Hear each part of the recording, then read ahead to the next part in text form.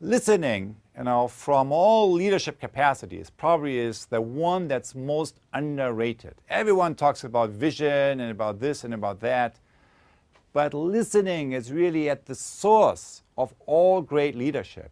Whenever I see leadership failures, and these days we have many occasions to do that, very often at the source of leadership failure is what? It's lack of listening.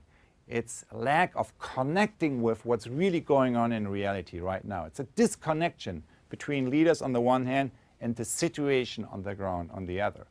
So listening really is a core skill, not only for leadership, but really for all domains of mastery, of professional mastery. So we all practice listening 16 plus hours a day. So it's not something, that we only engage with every now and then. And it is as important for our professional work as it is for our professional life as it is for our personal life. So I observed listening for many years, and I came up with a very simple distinction, which is 4 different levels of listening.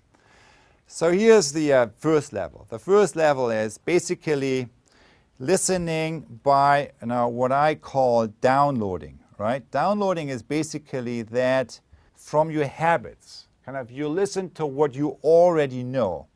And the result, not that this is a surprise, but the result, of course, in that case is that you reconfirm what you already know. You reconfirm your opinions and judgments. And here's how this first level of listening by downloading works. Let's say this circle here represents the totality of what I know. It's the black circle is the boundary of my organization, of my concept, everything I know.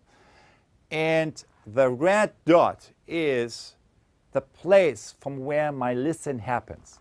So when I listen from the center of my own prison, what is it that I recognize? What is it that I'm listening to? I pay attention to what I already know. It's like projecting my own slides on the wall. So I'm in a closed room, all the windows are closed, all the curtains are down, and everything I see is limited to what I am projecting, my own concepts, my own slides, what I am projecting onto the wall.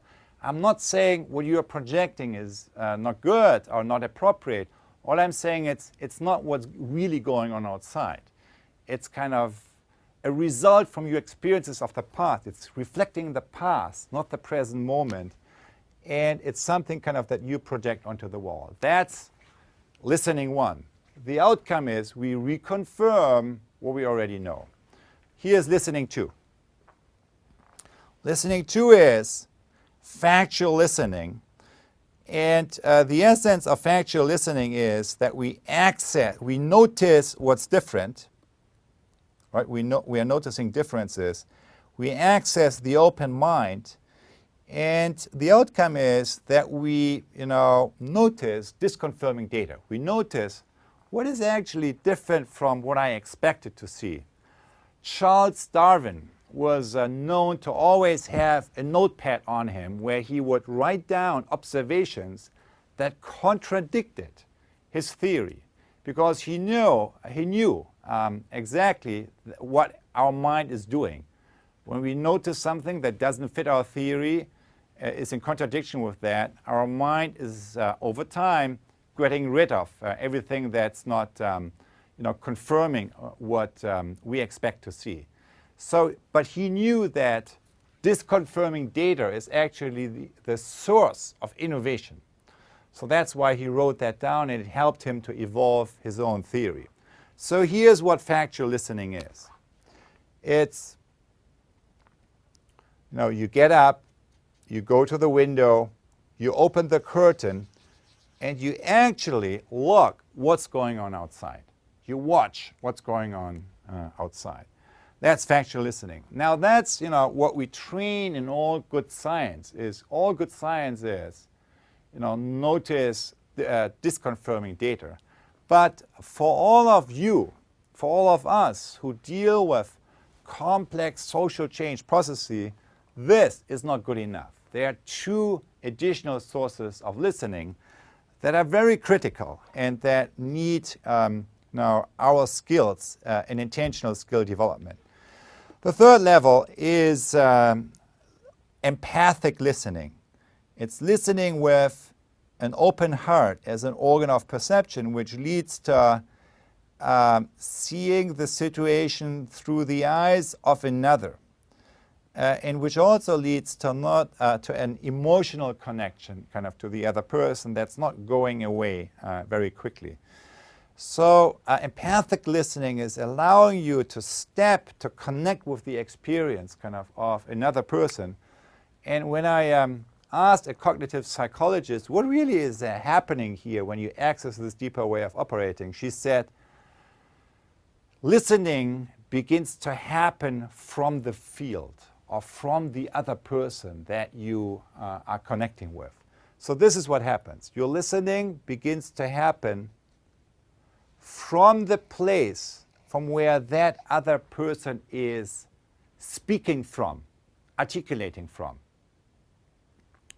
That's listening 3. Now, so far, I haven't said anything new. Kind of all of that is well known. That doesn't mean that we do it, but it's all of that is well known. Here's the one thing that maybe is new, and that has to do with the fourth level of listening, generative listening, which requires us to connect with our open will, that is our capacity to let go and let come, and that leads to connecting with an emerging future possibility that is helping us to connect more fully with our real source of who we are and who we want to be.